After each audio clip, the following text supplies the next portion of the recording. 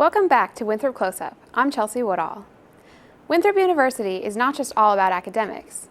There are some students walking around that have hidden talents. Adriana Bradley explains. Winthrop students filled the edge for open mic nights with all sorts of talents. There were guitars, poetry, and even some impromptu singing. But for one student, playing an instrument is more than just recreational.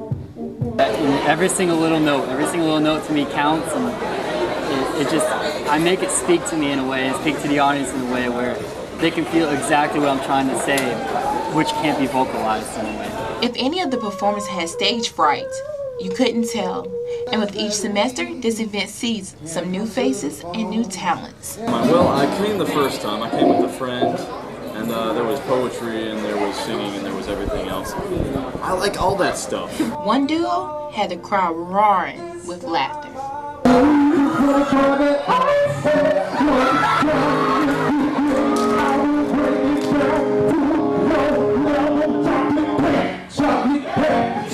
Actually, this is about my third. I think this is his first. This is my first time. I think he had fun because he put me outside and was just like, hey, we're gonna do something random, so we just kind of did it. With a song named Chocolate Cake, the two men left the audience with smiles and wanting more. Open mic night is the place to be if you want to hear singing, dancing, or just poetry. I'm Adriana Bradley, reporting for Winthrop Close-Up. Open mic nights are performed in the Student Center, but if you prefer a more open venue, try checking out the events in the amphitheater. The Songwriters in the Round is a cultural event fairly new to Winthrop. Alex Jones was there to get a feel for the music. Winthrop is home to many talented students. The Songwriters in the Round is one way for them to showcase their talent.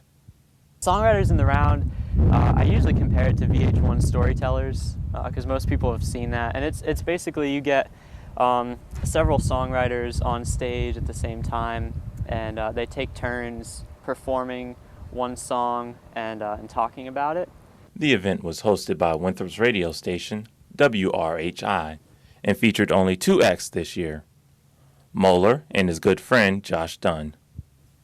I've been playing music since I was about 15 or 16 years old, but I've been working on songwriting really in the last couple of years. Both songwriters seem to be impressed with the turnout this year, as well as the fan response. And we had a lot of people come up to us after the show and talk to us and say, hey, great job, really enjoyed it. So that was really good to hear. I mean, I thought there'd be a good amount of people because it was cultural event credit, but it was a lot. It was a lot of good crowd, fun crowd. With a turnout above their expectations, it's safe to say that the Songwriters in the Round will be even better next semester. With Winthrop Close-Up, I'm Alex Jones. For more information about the Songwriters in the Round, contact Carrie Dupree at 843-446-7968. With all the recent campus renovations, reporter Mike Zumak went to speak with some of Winthrop's own future designers. Winthrop University is home to the only CETA-certified interior design program in South Carolina. Recently, the Interior Design Department has showcased a collection of student work in the McLaurin Student Gallery. Well, one of our professors had the idea of putting together a gallery to just showcase some of the work from freshman level to senior level, and really wanted to get information out there about interior design since so many people really don't see our work on a normal basis. Students in the program are expected to work on each rendering for a minimum of 3 to 4 hours, in addition to having spent several hours drafting plans on the computer. An entire project can consist of many different perspectives of spaces as well as individual pieces of furniture. Okay, well, for this particular project, we found all of our pictures that we wanted to render of the different pieces, and then we traced them onto regular bond paper, 11 by 17, and then we take Prismacolor markers and go through all the colors and the shading and whatnot, and then when we finish that, we go back with the details with Prismacolor colored pencils. For anybody looking to enjoy this exhibition, the McLaurin Student Gallery remains open during normal Winthrop hours. I'm Mike Zumak reporting for Winthrop Close-Up. The Interior Design Department often features other student work on a rotating basis throughout the hallways on the second floor of Rutledge. Interior design displays are not the only thing that Rutledge has to offer. If you're a film buff and looking to get in on the Global Learning Initiative, Timothy Coco has an event for you. If you had wanted to see a foreign film, but were worried you weren't going to understand it, you are not alone. Normally in a foreign film series, you're kind of left wondering what everything is about, especially if you're a student and you haven't been out of South Carolina. Winthrop's Art History Association chapter has a remedy for this dilemma by allowing professors to brief the film's audience so they know what is going on by giving context and history. Then after the film, there's a question and answer session. Each professor chose the film based on both their discipline as well as their area of specialty. This way of showing the films will gain the audience a much different experience as opposed to watching a foreign film with subtitles. My professor encourages us to come just so we can get a little bit better information about and knowledge about what's going on in the rest of the world. Foreign films are a great way to experience different film-making techniques. However, there is another reason for attending one. A foreign film is almost as good as going to another country because you get so much of the culture. The series has done so well that there is already talk of doing it again next year. The foreign film series run every Tuesday night in Rutledge 119 and are free cultural events. I am Timothy Coco reporting for Winthrop Close-Up. If you would like to learn more about the series, contact aha@mailbox.winthrop.edu. That's all for this week's Arts and Entertainment. After the break, we'll bring you news from around the world.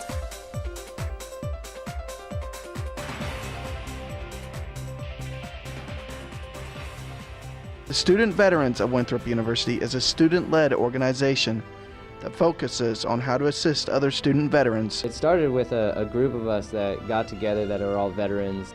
We normally have our meetings in the DeGiorgio Center upstairs in either room 222 or 221. So we put out daily student announcements through the school's email listserv. If you would like to be a part of this fast-growing organization or simply have questions, feel free to contact the Student Veterans of Winthrop University.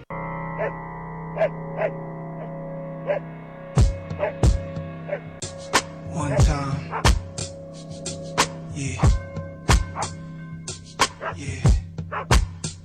Yo, all I need is one mic, one beat, one stage. Already know that pimpin', 18, I'm living young and show that Bentley. Stun on my ball, so you know that's in me. Got in my mentor, so don't go down with me. Up deep, Now for a look at what's happening in world news.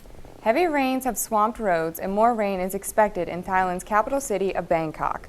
Some experts expect that in the next few weeks there will be more water than Bangkok can handle.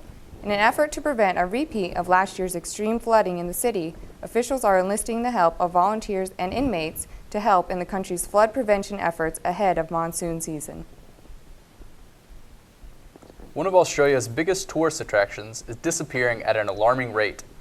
The Great Barrier Reef has lost 50% of its coral over the past 30 years.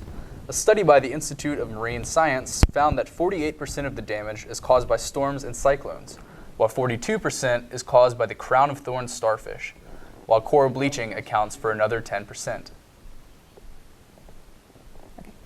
Police in Hong Kong have arrested 6 people following the territory's worst ferry disaster in recent memory. 37 people died as the vessels collided near an offshore island. The impact threw at least 100 people into the sea. One boat was taking families to watch a fireworks display celebrating China's national holiday. Police arrested the 6 crew members from the vessels on suspicion of endangering passengers.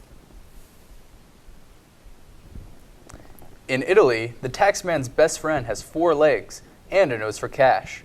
In an effort to crack down on tax evasion, Italy's finance police are using dogs that are trained to sniff out large quantities of bills, like euros, dollars, pounds, and rubles, at Naples airport.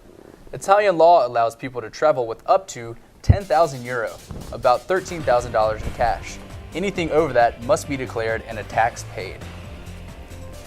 Thank you for tuning in this week. Tune in next week to see how the student president is spending his last year. If you have comments or suggestions, email us at winthropcloseup@winthrop.edu or check out the Closeup Facebook page. Thanks for watching.